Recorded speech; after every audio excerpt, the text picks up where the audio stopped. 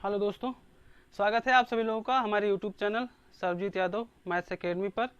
और आज जो हम क्लास 10 का एनसीईआरटी मैथमेटिक्स जो है उसे सॉल्व कर रहे हैं। उसका इस प्रश्नावली 3.5 है और पहला सवाल है कि निम्न रैखिक समीकरणों के युग्मों में से किसका एक अद्वितीय हल है, किसका कोई हल नहीं है या किसके अपरिमित रूप से अनेक हल हैं। केवल अद्वितीय हल की स्थिति में उसे वज्र गुणन विधि द्वारा ज्ञात कीजिए। हल करते हैं इसको और देखते हैं कैसे हल होगा। उसके पहले आप लोग ये ध्यान में रखें कि इसके जो पिछले जितने भी सवाल हैं आप लोग पढ़ के आए हों तो सही जाहिर सी बात होगा कि उसमें हम अच्छे से और समझ पाएंगे। ये जो सवाल है इसके लिए आप हम सबसे पहले ये ज्ञात करेंगे कि किसका अद्वितीय हल होता है।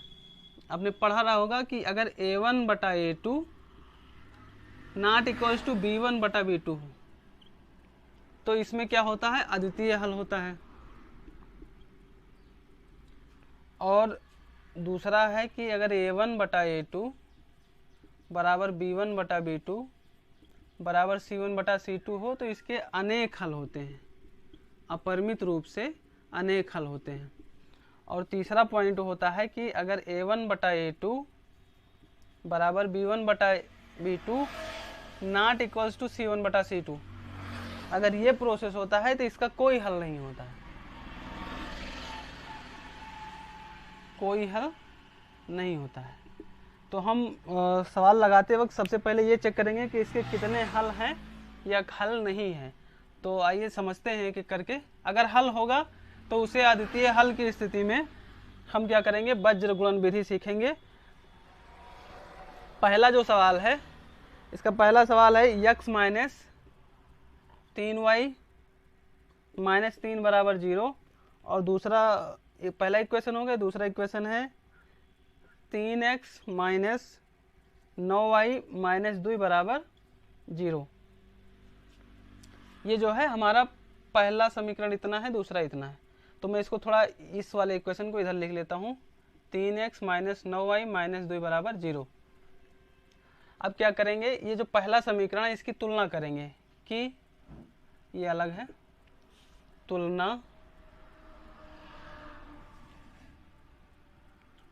इसको थोड़ा दूर लिख देता हूँ, 3x minus 9y minus 2, 3x minus 9y minus 2 बराबर 0 की तुलना। अब ये पहले वाले समीकरण, इसकी तुलना x माइनस 3y माइनस 3 बराबर 0 की तुलना a1x plus b1y plus c1 बराबर 0 से करने पर ये c1 लिखा हुआ है। अब क्या करेंगे कि a1 के जगह, या देखिए x के जगह पे x है तो a1 के जगह पे क्या होगा, 1 होगा। b1 का जो मान होगा वो -3 और जो c1 का मान होगा वो होगा -3। x माइनस 3y माइनस 3 बराबर 0 है। अब क्या करते हैं, जो दूसरा वाला समीकरण है उसको भी लिखते हैं, 3x माइनस 9y माइनस 2 बराबर 0। इसको यहाँ से हम मिटा सकते हैं की तुलना a2x plus b2y plus c2 बराबर 0 से करने पर। तो क्या होगा कि a2 का मान हमारे पास में आएगा 3, b2 का जो मान आएगा वो आएगा -9 और जो c2 का है वो है -2। अब क्या करेंगे, हम a1/a2 और b1/b2 इसका मान निकालेंगे। तो जो a1/a2 का मान निकालेंगे, कैसे देखते हैं, a1/a2, a1 का मान हमारे पास में 1 और a2 का मान हमारे पास में है 3, तो ये हो जाएगा 1/3। ठीक इसी प्रकार से b1/b2 का मान, तो b1 का मान हमारे पास में है -3 और b2 का मान है -9, तो माइनस माइनस प्लस, 3 एकम 3, 3 त्रिका 9, तो यहाँ पे आ गया 1/3। फिर निकालते हैं c1/c2 का मान।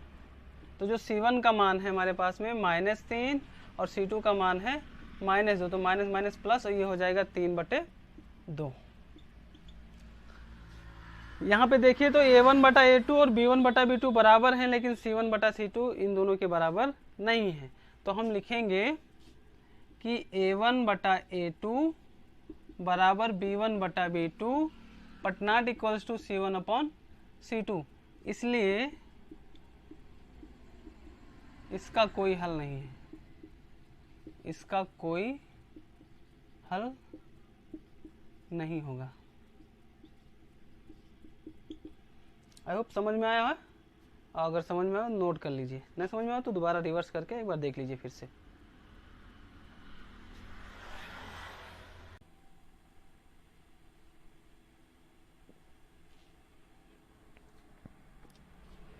अब इसका जो दूसरा सवाल है उसको हल करते हैं। दूसरा सवाल क्या है हमारे पास में,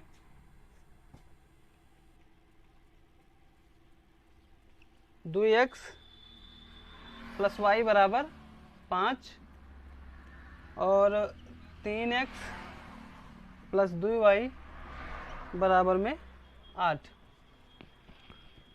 इसको सॉल्व करेंगे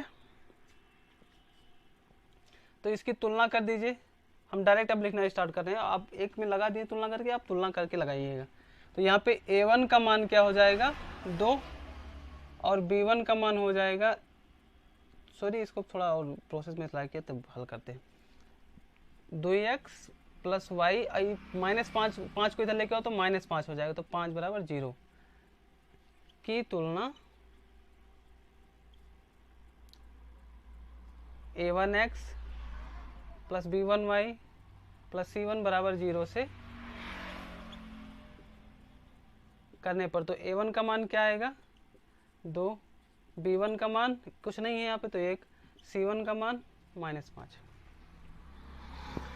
अब इसको सवाल को हल करने से पहले इसको देखिए जरा, इसको भी यहाँ पे लिखते हैं 3x प्लस 2y और 8 को इधर लेके आएंगे तो -8 बराबर 0 ऐसे लिखेंगे। इसको हटा देते हैं की तुलना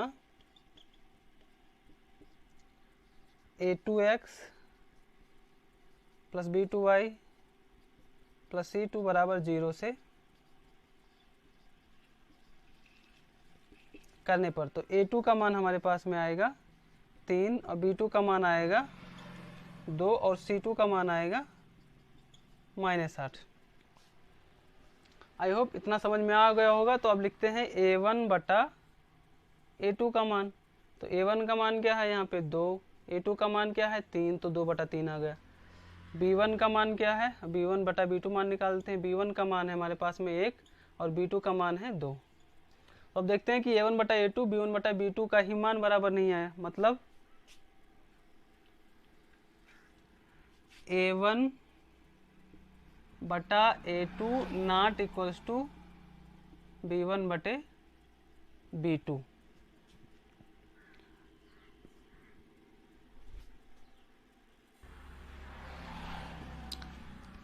अब a1 बटा a2 not equal to b1 बटा b2, इसलिए अद्वितीय हल होगा।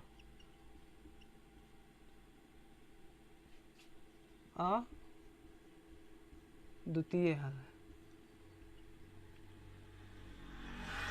अब अगर अद्वितीय हल है तो हम इसे वज्र गुणन विधि द्वारा हल करना है। कौन सी विधि से, वज्र गुणन विधि से हल करना है। तो सबसे पहले इन दोनों समीकरण को लिख लीजिए। यहाँ पे है, यहाँ पे हम लिख देते हैं कि वज्र गुणन विधि।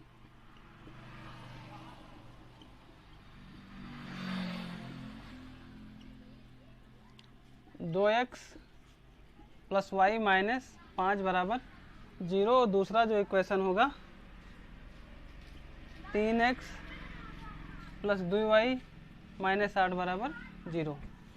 देखिए जो वज्र गुणनखंड विधि है आपको आपकी बुक में सवाल मिल जाएगा और एक दूसरा भी शॉर्ट ट्रिक मिल जाएगा। सभी लोग अपने अपने तरीके से लगाते हैं। मैं जो है आज अपने तरीके से सवाल को हल करता हूँ। वज्र गुणन विधि कैसे हल करते हैं, इसमें कुछ याद करने की ज़रूरत नहीं होती है। हम क्या करते हैं, सबसे पहले x लिख लेते हैं, फिर बटे लगाते हैं, बराबर y लिखते हैं, फिर बटा लगाते हैं, फिर 1 लिखते हैं, बटा लगाते हैं। ये 3 स्टेप करने के बाद में हम क्या करते हैं, जब x के नीचे लिखने वाला होता है तो x को हम बंद कर लेते हैं। क्या करते हैं, जब x के नीचे लिखने वाला होगा तो हम करेंगे x को ऐसे बंद कर लेंगे। ठीक है, x को बंद करने के बाद में हम क्या करते हैं, इस यहाँ से जिस पे -8 है और इस y का गुणांक क्या है, कुछ 1 होगा। यहाँ पे कुछ नहीं है तो 1 तो मान ही सकते हैं। तो इस -8 का गुणा 1 से कराएंगे तो हो जाएगा -8। ठीक, फिर माइनस फार्मूला लगाते हैं। फिर यहाँ पे 2 का गुणा 5 से कराएंगे तो 2 पंचे 10, यहाँ माइनस है तो इसलिए हो जाएगा ये -10। आई होप इतना समझ में आ गया होगा। फिर y वाला जो लिखते हैं, जब y का जब लिखना होगा तो y बंद कर लेंगे। पहले मैंने 8 का गुणा इधर से कराया था, मतलब पहले इस इधर से ऐसे गुणा किया, मैंने ऐसे गुणा किया। अब की बार में y को बंद करके ऐसे गुणा करूँगा। 3 का गुणा 5 से, तो 3 पचे 15, और यहाँ माइनस है तो हो जाएगा -15। फिर माइनस लगाएंगे, फिर इसको अभी इसको बंद ही रखिए, y को समझिए। यहाँ -8 है, वहाँ पे 2 16, 8 दूनी 16 है ना, 2 हो जाएगा, तो 8 दूनी 16 हो जाएगा, तो यहाँ पर जाएगा -16। अब जब 1 के नीचे लिखने वाला होगा तो इसको बंद करेंगे। अब फिर इसके बाद में 2 दूनी 4 और 3 यहाँ पे कुछ नहीं, तो 3 1 कम -3, माइनस कर लेते हैं गुणा करने के बाद में। आई होप इतना समझ में आ गया होगा। अब यहाँ x बटे में -8 है, या माइनस माइनस प्लस हो जाएगा, तो यहाँ पे -8 + 10 बराबर y बटे में -15 और माइनस माइनस प्लस, ये हो जाएगा 16 बराबर में 1/4 में से 3 घटाएंगे तो 1। यहाँ लिखेंगे x बटे में 10 में से 8 घटेगा तो 2 बराबर y 15 में से 1 घटाइए, 16 में से 15 घटाएंगे तो 1 बराबर में 1/1। फिर क्या करते हैं कि प्रथम व अंतिम पद से या अंतिम 2 पदों से ऐसे करके लगाते हैं। प्रथम व अंतिम पद से, प्रथम व अंतिम पद से। प्रथम पद क्या है? x/2, अंतिम पद क्या है? 1/1। तो x का मान कितना हो जाएगा? क्रॉस मल्टीप्लाई करा दीजिए तो 2 का गुणा, यहाँ x का गुणा 1 से तो x, 2 का गुणा 1 से तो 2। अब अंतिम 2 पदों से,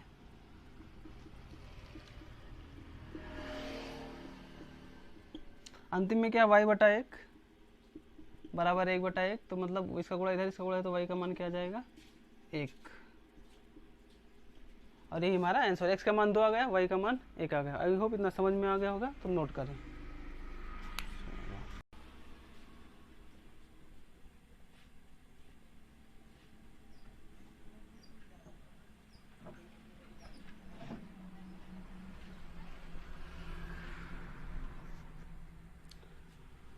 अब जो तीसरा सवाल है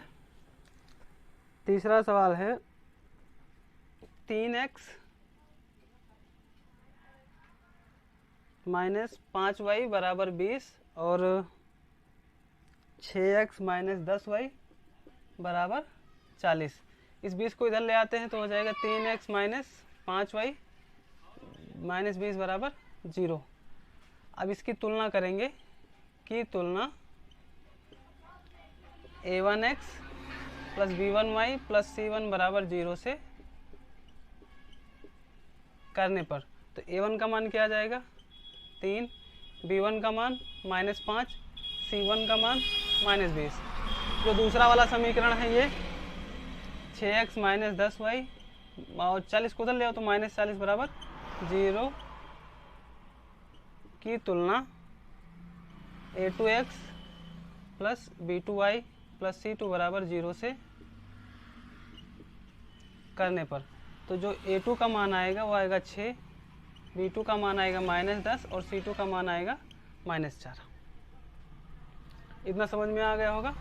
अब क्या करते हैं कि a1/a2 का मान, तो a1 का जो मान है यहाँ हो जाएगा 3 और यहाँ पे a2 का मान क्या है? 6। तो a1/a2 का मान 3/6, तो 3 1 3, 3 दूनी 6, तो यहाँ कितना आ जाएगा? 1/2। अब b1 का मान, b1 बटे में b2, तो b1 का मान -5 और b2 का मान कितना आ रहा है? -10। तो माइनस माइनस प्लस, 5 एकम 5, 5 दूनी 10, कितना आ जाएगा? 1/2। और फिर यहाँ से c1 बटे c2 का मान, तो c1 का मान है -20 और c2 का मान है यहाँ पे 40, -40। तो माइनस माइनस प्लस, 20 एकम 20, 20 दूना 40। क्या देखते हैं हम कि a1/a2 बराबर b1/b2 बराबर c1/c2। अब क्या होगा? इस दशा में अपरिमित रूप से अनेक हल होते हैं, अतः अपरिमित रूप से अनेक हल। अगर अपरिमित रूप से अनेक हल हैं तो इसका वज्र गुणन विधि द्वारा हमें इसे नहीं ज्ञात करना है। सिर्फ अद्वितीय हल की स्थिति में ज्ञात करना है, तो इसलिए इसको नोट करें।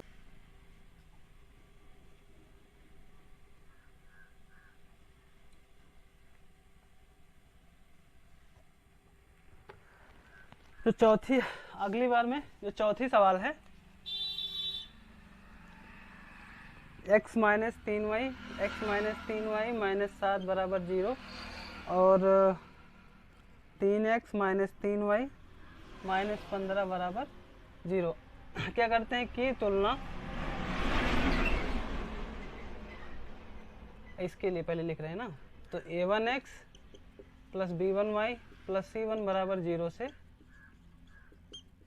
करने पर तो क्या आएगा, a1 का मान यहाँ कुछ नहीं है तो यहाँ पे एक मान लेंगे, b1 का मान क्या होगा -3, c1 का मान -7। दूसरा वाला इक्वेशन क्या है, 3x माइनस 3y माइनस 15 बराबर 0 की तुलना a2x plus b2y plus c2 बराबर 0 से करने पर, तो a2 का मान क्या आ जाएगा हमारे पास में 3, b2 का मान क्या आएगा -3 और c2 का मान आएगा -15। आई होप इतना समझ में आ गया होगा। तो a1 और a2 का मान मिल जाएगा हमें। तो अब निकालते हैं कि a1 बटे में a2, तो a1 का मान है 1 और a2 का मान है 3। b1 का मान b1 अपॉन b2, तो b1 का मान है -3 और b2 का मान है -3, माइनस माइनस प्लस, 3 एकम 3, 3 एकम 3, तो हो जाएगा 1। अब क्या देखते हैं कि चूंकि a1 बटा a2 not equals to b1 बटा b2, तो इसलिए क्या होगा, अद्वितीय हल होगा। अगर अद्वितीय हल है तो इसे क्या करेंगे, हम वज्र गुणन विधि से हल करेंगे। तो आइए हल करते हैं वज्र गुणन विधि से।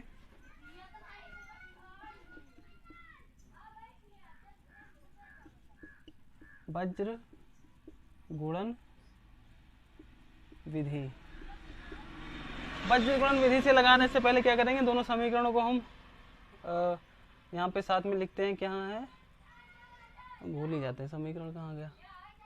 यहाँ पे पहला समीकरण है x माइनस 3y माइनस 7 बराबर 0 और दूसरा समीकरण है 3x माइनस 3y माइनस 15 बराबर 0। क्या करेंगे, सबसे पहले लिखिए आप x बटे, फिर बराबर y बटे में लगाइए, फिर 1, फिर बटा लगाएंगे। अब जब ऐसा लिखने के बाद में क्या करते हैं, जब x वाला टर्म लिखना होगा तो हम पहले x को ऐसे बंद करेंगे। थोड़ा हम कुछ उठा लेते हैं, x लिखना है तो आप x ऐसे बंद कर लीजिए, इसको ऐसे बंद करेंगे। जो x बंद करेंगे तो क्या मिलेगा, यहाँ पे -15 -3, तो माइनस प्लस हो जाएगा, 15 3 45, फिर माइनस लगाएंगे, इसका इससे गुणा करेंगे तो 7 3 21, माइनस प्लस हो जाएगा तो 21 हो जाएगा। आई होप इतना समझ में आ गया होगा। समझ में आया इतना। y वाला लिखेंगे तो y बंद करेंगे, और बंद करने के बाद में क्या करते हैं, देखिए 3 का गुणा पहले इससे करेंगे तो 7 3 21, माइनस में 21 आएगा। समझ में आ गया ना इतना। और इसके बाद में 15 एक इधर गुणा करेंगे तो हो जाएगा माइनस, और 15 एकम 15, तो यहाँ पे हो जाएगा -15। आई होप इतना समझ में आ गया होगा। फिर अब जब 0 वाला करेंगे तो 1 वाला करेंगे तो इसको बंद करेंगे, इसका इससे गुणा, इसका इससे गुणा, 3 का गुणा इसे करिए तो -3, और यहाँ भी जो बराबर लगा हुआ है, फिर इनसे गुणा कराइए तो यहाँ पे माइनस लगाएंगे सबसे पहले, और फिर 3 3 का 9 हो जाएगा। समझ में आ गया ना इतना। देखिए पहले x को बंद किया, फिर इसका इससे गुणा, फिर इसका इससे गुणा, इससे इनसे गुणा कराया, फिर इनसे गुणा कराया, ये हो गया। फिर क्या किया, y को जब बंद किया गया तो पहला गुणा इससे कराएंगे, फिर दूसरा इससे करा दिया। जब इसको बंद करेंगे तो फिर इसका इससे गुणा करेंगे, इसका इससे गुणा करेंगे। समझ में आ गया होगा। तो यहाँ आ जाएगा x बटे 45 में 21 घटाएंगे तो यहाँ बचेगा 4, ये हो जाएगा 24। समझ में आया ना इतना। यहाँ हो जाएगा y और यहाँ पे -21 और यहाँ +15, तो -21 और +15, और यहाँ हो जाएगा 1 बटे में -3 और ये हो जाएगा -9। फिर क्या हो जाएगा, x बटे में 24, यहाँ y बटे में 15 में 21 घटाइएगा तो -6, और यहाँ पे 1 बटा -6 -3 -9 माइनस का 12 हो जाएगा। तो आप लोगों को इतना समझ में आया। लेकिन यहाँ पे -9 नहीं, ये सॉरी, यहाँ पे भी माइनस लगा है तो ये माइनस माइनस प्लस हो जाएगा। तो 9 -3, 9 में से 3 घटाएंगे तो यहाँ 6 बचेगा। यहाँ भी माइनस था इसलिए यहाँ पे थोड़ा कन्फ्यूजन हो गया था, माइनस लगेगा यहाँ पे। अब देखिए x बटा 24 y बटे -6 1 बटा 6। तो हम क्या करते हैं, x और y का मान निकालने के लिए क्या रहेंगे, प्रथम अंतिम दो पदों से और प्रथम व अंतिम पद से। तो सबसे पहले प्रथम व अंतिम पद से। प्रथम पद क्या है, x बटे 24 बराबर अंतिम पद क्या है, 1 बटे 6। तो 6 से काट दीजिए, 6 कम 6, 6 चौको 24 और 4 का गुणा उधर कर देंगे तो x बराबर कितना आ जाएगा, 4। और अंतिम दो पदों से, अंतिम दो पदों से, अंतिम दो पद क्या है, y बटे -6 और बराबर में 1 बटे 6। 6 से 6 कटेगा, -1 बचेगा, उससे गुणा कर दीजिए तो माइनस बराबर -1, y बराबर -1। आई होप इतना समझ में आ गया होगा, और नोट करें।